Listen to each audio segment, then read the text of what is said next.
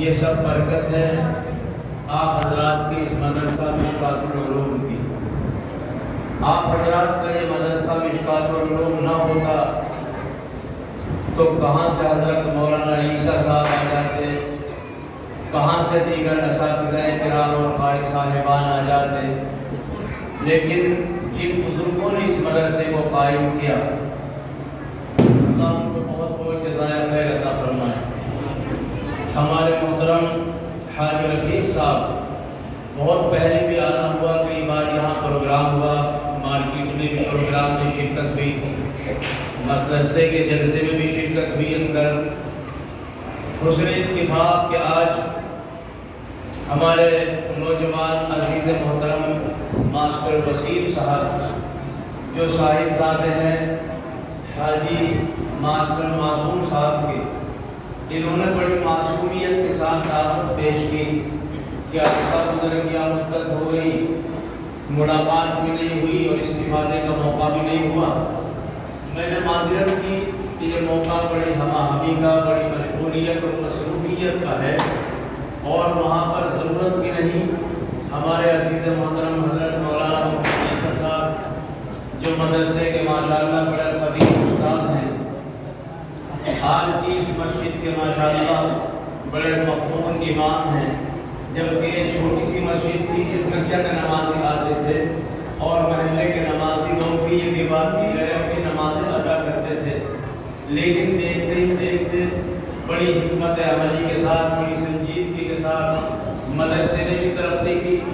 ہم اس وقت بھی شریک ہوئے جب اس کی ماشاءاللہ ابتدائی مرحلے میں تھا، پھر اس کی کئی ایک منزلیں بڑھتی چلی گئی، اساتذہ بڑھتے چلے گئے اور دور دراز سے طلباء آنے والے مستفید ہوتے چلے گئے، اور یہ مسجد ماشاءاللہ دیکھتے ہی دیکھتے عجیب تو رونق پرکشش اور پربہار آپ حضرات نے بنائی ہے۔ اس کے گنبد و مینار کو دیکھو، فرش و فروش کو دیکھو، اس کے رینٹر کو دیکھو، خوبصورتی کو دیکھو تو ظفر کا تابہ قدم ہر کجا کے مینی گرم دامن دل می کشد کے جانی اجاز۔ محراب و ممبر گنبد و مینار کو دیکھو تو سبحان اللہ الحمدللہ نکلتا ہے۔ بڑے قابل مبارکباد وہ حضرات جنہوں نے اپنی گاڑی کمائی اس مدرسے میں لگائی اور مسجد میں لگائی، اور یہاں ہم جانے نہ جانے، آنے والی نسلیں آپ کو جانے نہ جانے، لیکن یہ سارا ریکارڈ محفوظ کیا جا رہا ہے۔ کل قیامت کے دن انشاءاللہ العزیز یہ سارا ریکارڈ آئے گا تو آپ حضرات کے سامنے جب اس کا صلہ اور بدلہ آئے گا تو بڑی خوشی آپ حضرات کو محسوس ہوگی انشاءاللہ۔ بہرحال وہ حضرات کی مبارکبادی کے قابل جنہوں نے مدرسہ مشکات العلوم کی بنیادوں سے لے کر اس کو پروان چڑھانے میں کوششیں کی اور اس مسجد کو بھی ماشاءاللہ بنانے میں کوششیں کی، بڑی مبارکباد کے قابل ہے یہاں کی وہ کمیٹی تھی جو اپنی تدین دیانتداری کے ساتھ، شرافت کے ساتھ محلے والے لوگوں کو ساتھ لے کر ان کے دل کو موہ کر ان کاموں کو انجام دے رہے ہیں۔ اللہ ان کی تمام کوششوں کو قبول فرمائے۔ یہ جو شب برات کا موقع ہے، دراصل عام طور پر ہم نے دیکھا چھوٹے چھوٹے تھے، اب تو کچھ بھی نہیں ہے، یہ دائیں بائیں سے آوازیں کانوں میں پڑ رہی ہیں، تو اس زمانے میں تو لوگ خدا جانے کتنے خرافات میں مبتلا ہوتے تھے۔ اکابر اور بزرگان دین نے یہ محفلیں قائم کی تھی اور دیکھتے دیکھتے ان کی نورانیت، ان کی روحانیت، ان کی برکتیں لوگوں نے محسوس کی۔ بہت سارے وہ لوگ جو شرابی کہلاتے تھے ان کو بھی جب بیان سننے کا اتفاق ہوا تو وہ بھی طائب ہو گئے، اور کیوں نہ ہو، حضور پاک صلی اللہ علیہ وسلم نے ارشاد فرمایا شعبان شہری و رمضان شہر اللہ، شعبان میرا مہینہ ہے اور رمضان اللہ کا مہینہ ہے۔ گویا کہ یہ رمضان شریف کی تمہید ہے، جو آدمی شب برات کے اس موقع پر شب بیداری کرے گا اور جو حدیث شریف میں فرمایا گیا قوموا لیلہا وصوموا نہارہا، اس کی رات میں قیام کرو اور دن کے اندر تم کیا کرو، دن کے اندر روزہ رکھو۔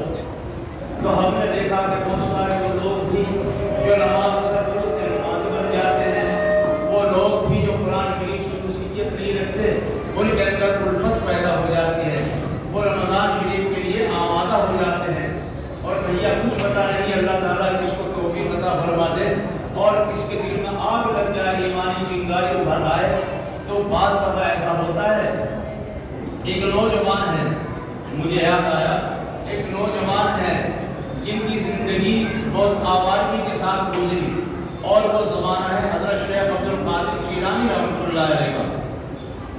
وہ اپنے گھر کے بڑے اچھے تھے، نواب تھے، ان کے والد اور دادا کی جاگیر ان کے حصے میں آئی تھی۔ وہ لیٹے ہوئے تھے تو رات کے وقت ان کی آنکھیں کھلی اور مکان کو چاروں طرف سے انہوں نے دیکھا اور یہ خیال آیا میرے دادا نے اس بیٹھک کو بنایا تھا، میرے والد صاحب بھی چلے گئے، دادا جان بھی چلے گئے، میری پاس کون سی ضمانت ہے کہ میں اس کے اندر ہمیشہ رہوں گا، مجھے بھی خدا جانے کب جانا پڑ جائے۔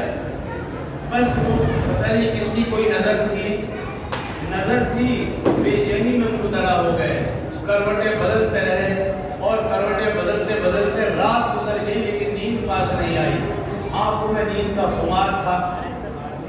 وہ گھر سے باہر نکلے، ان کے ایک دوست مل گئے اور انہوں نے کہا کہ آباد آج بڑا تکان سا معلوم ہو رہا ہے اور آپ کی آنکھوں میں بھی بڑی خمار سا معلوم ہو رہا ہے، کہ آرام نہیں کیا، طبیعت خراب تھی۔ انہوں نے کہا یار بات تو بتانے کی نہیں، لیکن آپ کہہ رہے ہیں تو میں آپ کو بتاتا ہوں، میری رات کو اس طرح گزر گئی کہ بے چینی، بے قراری اور بے قراری میں رات گزر گئی، نیند پاس نہیں آئی۔ مجھ کو یہ خیال آیا کہ والد صاحب چلے گئے، دادا جان چلے گئے، تمہارے پاس کون سی گارنٹی ہے کہ تم دنیا میں رہو گے؟ اللہ نے اگر مجھ سے سوال کر دیا تو میں کیا جواب دوں گا؟ اور میری تو نیند بھی غائب ہو گئی۔ وہ زمانہ ہے شیخ عبد القادر جیلانی علیہ رحمہ کا۔ انہوں نے کہا کہ ایسا ہے، دیکھو مایوس نہیں ہونا چاہیے، اس زمانے میں بہت بڑے بزرگ ہیں حضرت شیخ عبد القادر جیلانی، ان کے یہاں جاؤ اور ان کے دست حق پرست پر تم بیعت ہو جاؤ، وہاں توبہ کرو گے تو انشاءاللہ تمہیں ہدایت ہوگی اور جو تمہاری پریشانی ہے یہ پریشانی تمہاری دور ہو جائے گی۔ عجیب اتفاق میں وہ گئے تو وہاں حضرت شیخ کے مریدین موجود تھے، کوئی اللہ کر رہا ہے، کوئی قرآن شریف کی تلاوت کر رہا ہے، تو کوئی ذکر میں مشغول ہے۔ میں اس مناسبت سے کہہ رہا ہوں کہ آج کی جو یہ رات ہے عبادت کی رات ہے، خدا جانے اللہ تعالیٰ کیا ہوتا ہے، یہ ہوتا ہے بسانے ایک نامیے 50,000 گرد نام زستش یکے بائمان، اور آدمی کو ایک لمحہ بھی یہ وقت غفلت میں نہیں گزارنا چاہیے۔ ہو سکتا ہے اللہ تعالیٰ کی رحمتیں متوجہ ہوں اور ہم غفلت میں مبتلا ہوں۔ بہرحال وہ گئے شیخ عبد القادر جیلانی علیہ رحمہ کے یہاں تو دیکھا واقعی ہزاروں لوگ وہاں خانقاہ میں موجود ہیں اور کوئی ذکر میں مشغول ہے تو کوئی تلاوت میں مشغول ہے، اور یہ گئے دروازے پر جا کر کہا حضرت السلام علیکم۔ حضرت نے دیکھا، 2-3 بار اوپر سے نیچے تک دیکھا اور دیکھنے کے بعد کہا کیسے آئے ہو؟ کہا کہ حضرت مرید ہونے کے لیے آیا ہوں، آپ مجھے توبہ کرا دیجیے، میں گناہگار آدمی ہوں۔ حضرت کی زبان سے نکلا کہ تم تو شقی معلوم ہوتے ہو، بدبخت معلوم ہوتے ہو، اور تمہاری پیشانی سے مجھے نہیں معلوم ہو رہی ہے سعادت اور نیک بختی، تم تو شقی معلوم ہوتے ہو، کہاں بھی تم بیعت لیے پھرتے ہو، جاؤ اب بتاؤ، کچھ تو آگ لگی ہوئی کے اندر، اور اگر جلتی ہوئی آگ پر تیل ڈال دیا جائے تو جو بھڑکنے لگتی ہے وہ آگ۔ اس نوجوان کی بے قراری ایک عجیب کیفیت ہو گئی اور بے قراری بڑھتی چلی گئی۔ وہ بیچارے مایوس ہو کر لوٹے، اتفاق سے وہ دوست پھر مل گئے، کہا بھائی ہم نے کہا تھا وہاں جانے کے لیے، لیکن کیا ہوا؟ کہا بھائی گیا تو ہمیں، لیکن حضرت نے تو مجھے دیکھ کر یہ فرمایا تم تو جہنمی معلوم ہوتے ہو، تمہاری قسمت میں سعادت نہیں معلوم ہوتی، تم جاؤ یہاں سے۔ اب میں یہ سوچ رہا ہوں کہاں جا کر مروں، کہاں اپنے چہرے کو چھپا لوں، کہاں اپنے منہ کو چھپا لوں۔ میرا جی تو یوں چاہتا ہے کسی پہاڑ پر چڑھ کر اپنی جان کو کھولوں۔ اللہ کا دربار میرے لیے کیسے کھلے گا جب اللہ والوں کا دربار میرے لیے نہیں کھلا، جب اللہ والوں نے مجھے اپنے پاس نہیں بلایا اور میرے اوپر نظر شفقت نہیں کی تو اللہ کی رحمت کی نظر مجھ پر کیسے ہوگی؟ وہ بے قرار تھے، بے چین تھے۔ انہوں نے کہا کہ نہیں، ایسا نہیں، مایوس نہیں ہونا چاہیے، یہ بھی چیزیں مقدر کی ہوتی ہیں، تم میرے کہنے سے ایک کام کر لو، اور وہ کام یہ ہے کہ ادھر ایک خانقاہ ہے اس فاصلے پر، اور اس خانقاہ میں سید احمد کبیر رفاعی رحمۃ اللہ علیہ رہتے ہیں، تم سید احمد کبیر رفاعی علیہ رحمہ کے پاس جاؤ اور اپنا حال بیان کرو۔ کہا یار ہمت تو نہیں ہو رہی ہے، میں تو بڑے پیر صاحب کے پاس گیا تھا، جب میرا وہاں یہ حال ہوا ہے تو خدا جانے وہاں کیا ہوگا۔ کہ نہیں جاؤ، چنانچہ ان کے کہنے سے وہ پھر چلے گئے۔ یہی سے بزرگوں نے فرمایا ہے کہ آدمی کی صحبت اچھی ہونی چاہیے تھی۔ المرء علی دین خلیلہ، آدمی اپنے دوست کے دین پر ہوتا ہے، جیسا اس کا دوست ہوتا ہے ایسے ہی وہ بھی بنتا ہوا چلا جاتا ہے۔ اسی لیے اگر کوئی آدمی کسی سے دوستی کرنا چاہے تو دیکھ لے کیسا ہے۔ بہرحال وہ ان کے اچھے دوست تھے، انہوں نے پھر نصیحت کی شیخ احمد کبیر رفاعی علیہ الرحمہ اس کونے پر ان کے خانقاہ ہے، وہاں چلے جاؤ۔ وہ گئے، جانے کے بعد میں دیکھا کہ مریدین کا حلقہ موجود ہے، لیکن تھوڑے سے مریدین ہیں اور حضرت کی گردن جھکائے مراقبے میں بیٹھے ہیں۔ میں دروازے پر کھڑا رہا اور جب ان کی نظر اوپر کو اٹھی میں نے کہا حضرت السلام علیکم۔ حضرت سید احمد کبیر علیہ الرحمہ نے سلام کا جواب دیتے ہوئے کھڑے ہو کر معانقہ فرمایا اور ہاتھ جوڑ کر فرمایا ارے آؤ بھائی، تم بھی شقی ہم بھی شقی، جیسے تم ایسے ہم، دونوں گناہ گار مل کر جب دعا کریں گے تو رحمت کے دروازے کھلیں گے۔ اور ایک صف میں کھڑے ہو گئے محمود و ریاض، نہ کوئی بندہ رہا نہ کوئی بندہ نماز۔ اور پھر تو بس یہ ہوا کہ وہ معانقہ کرنے کے لیے آگے بڑھے، ادھر سے کشش ہو گئی۔ 40 دن تک وہاں انہوں نے قیام کیا اور پھر شیخ احمد کبیر رفاعی علیہ الرحمہ نے ان سے کہا کہ جاؤ اب ہمیں بال بچوں کا پتہ لے لو، لیکن میں یہ کہتا ہوں کہ جب جاؤ تو حضرت پیر صاحب سے ملاقات کرتے ہوئے جانا، ان کو سلام کرتے ہوئے جانا۔ اب پیر صاحب تو یہ ہو گئے تھے، خیال آیا ہوگا ان کو یار پہلے تو دھمکا دیا تھا مجھے، ڈانٹ ڈپٹ کر مجھ کو دربار سے نکال دیا تھا، خدا جانے کیا کریں گے، لیکن پیر صاحب کا حکم تھا۔ پھر گئے اور بڑے پیر صاحب کے جا کر کہا السلام علیکم۔ انہوں نے اوپر سے نیچے تک دیکھا اور فرمایا تو وہی آدمی معلوم ہوتا ہے جس کو میں نے ڈانٹ کر نکال دیا تھا۔ لیکن پھر پیر صاحب کھڑے ہو کر فرمایا کہ آؤ بھائی، یہ مقام تو سید احمد کبیر رفاعی علیہ الرحمہ پر اللہ نے بخشا ہے کہ تم جیسے گناہ گار کو، تم جیسے سیاہکار کو بھی انہوں نے نورانی بنا دیا ہے، یہ ہمارے بس کی بات نہیں تھی۔ اسی لیے بزرگوں نے کہا ہے یک چشم زدن غافل از آشان نباشی، شاید کے نگاہ کند آگاہ نباشی۔ اللہ کی رحمتوں سے نا امید نہیں ہونا چاہیے، شاید وہ نگاہ کرم کریں اور تمہارے وقت غفلت میں گزر رہا ہو۔ آج کا بھی ایسا ہی وقت ہے۔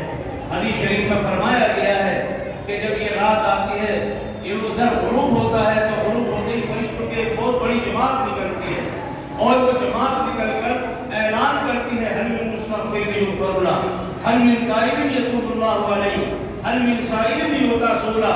کیا کوئی ہے مغفرت طلب کرنے والا، آج اس کی مغفرت کر دی جائے؟ ارے کیا کوئی ضرورت مند ہے سوال کرنے والا، کیا ہم اس کے سوال کو پورا کریں؟ کیا کوئی گناہ گار ہے توبہ کرنے والا، ہم اس کی توبہ کو قبول کریں؟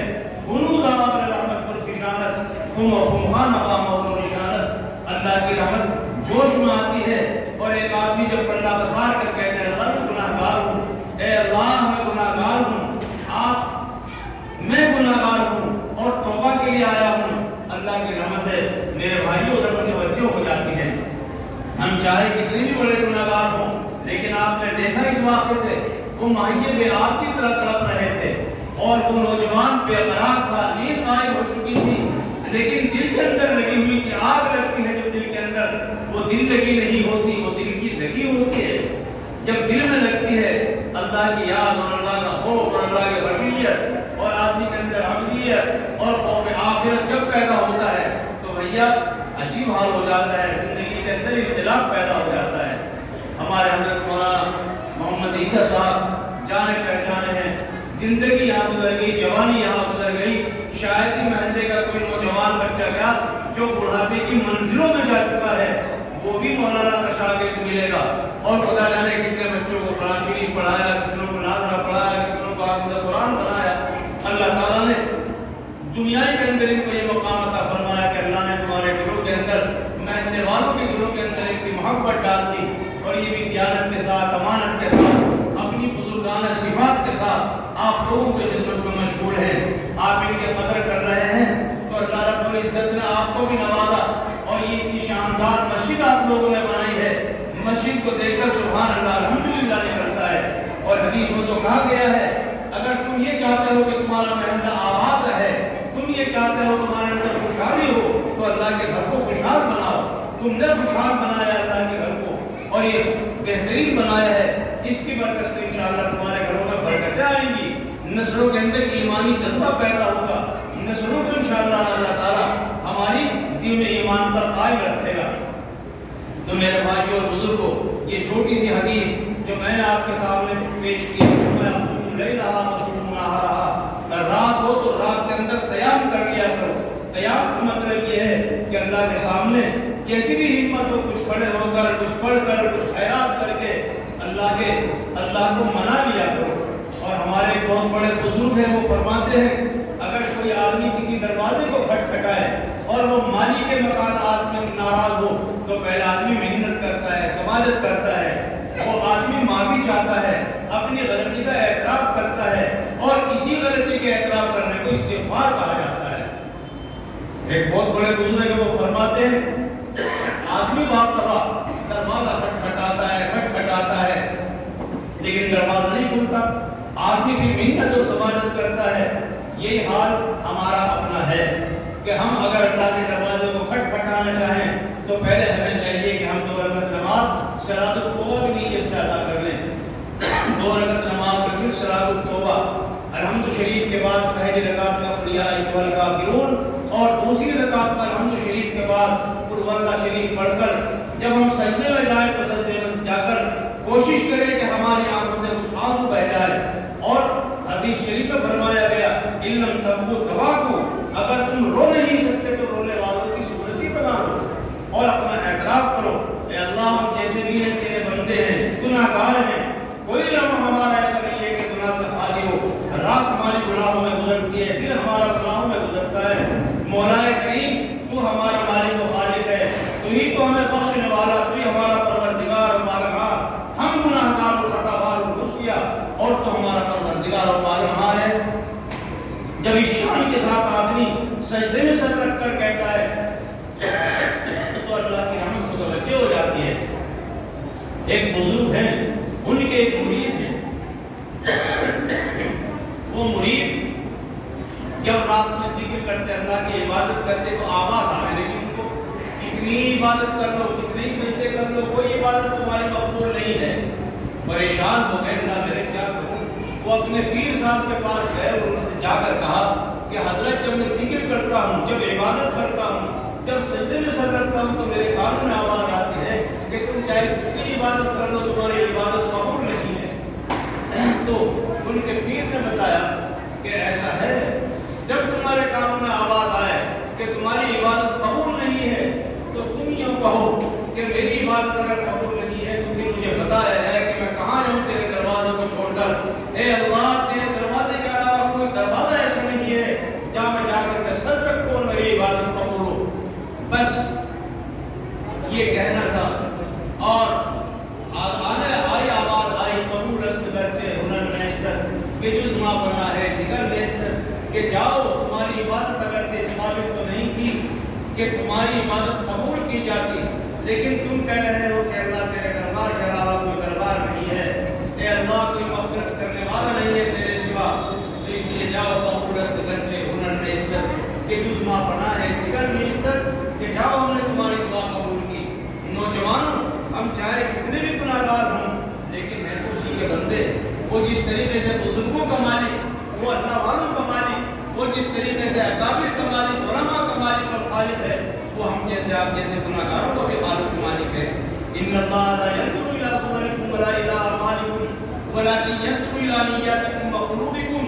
اللہ تمہارے حسب نسب کو نہیں دیکھتا، تم کتنے ایماندار ہو۔ اللہ تمہاری شکل و شباب کو نہیں دیکھتا ہے، اللہ تو تمہارے دلوں کی نیت کو دیکھتا ہے، دلوں کے حال کو دیکھتا ہے۔ ایک آدمی جب اپنے اللہ کو حاضر ناظر سمجھ کر کہتا ہے اے اللہ میں آ گیا ہوں، اے اللہ میں آ گیا ہوں، تو کیا کہا جاتا ہے؟ یہی کہا جاتا ہے آنچ ہستی باغا باغا باغا، اور آنچ ہستی باغا، کہ ہمارے دربار کے علاوہ کوئی دربار نہیں ہے، جیسے بھی تم ہو آ جاؤ تم ہمارے پاس۔ تو میرے بھائیوں اور بزرگوں، آج کی یہ رات ہے، عبادت کی رات ہے، اگر اللہ کسی کو توفیق عطا فرمائے تو نفلی روزہ ہے یہ، لیکن بعض دفعہ نفلی عبادت کی بہت بڑی فضیلت آئی ہے، اور حدیث شریف میں فرمایا گیا کہ جو آدمی 10ویں محرم کا روزہ رکھتا ہے، شب برات کے موقع پر روزہ رکھتا ہے، بعض روایتوں میں، بعض کتابوں میں لکھا ہے کہ 80 سال کے گناہ معاف ہو جاتے ہیں، 80 साल की इबादत का सवाब उसको मिलता है। ये तो भैया रहमत है, बहानवी जोयत अल्लाह ताला की रहमत जो है ये किसी से वसूल नहीं करती है, बल्कि अल्लाह की रहमत तो भैया बहाना चाहती है कि कोई ना कोई बहाना हो हमें उसकी बारिश करें। अल्लाह का दरबार हर वक्त जलवागर होता है, जलवा फकर होता है। तो मेरे भाई और बुजुर्गों, आज की रात इबादत की रात है और आना हुआ है। अल्लाह मुझे भी आप हज़रात की अमल की तौफीक अता फरमाए और हम इबादत करेंगे इंशाअल्लाह। मौलाना की नसीहतें सुनेंगे। इन्होंने अपने मदरसे के बच्चों को तैयार किया है, कुछ बच्चे नात पेश करेंगे, कुछ तकरीरें करेंगे, कुछ की हो भी चुकी है माशाअल्लाह।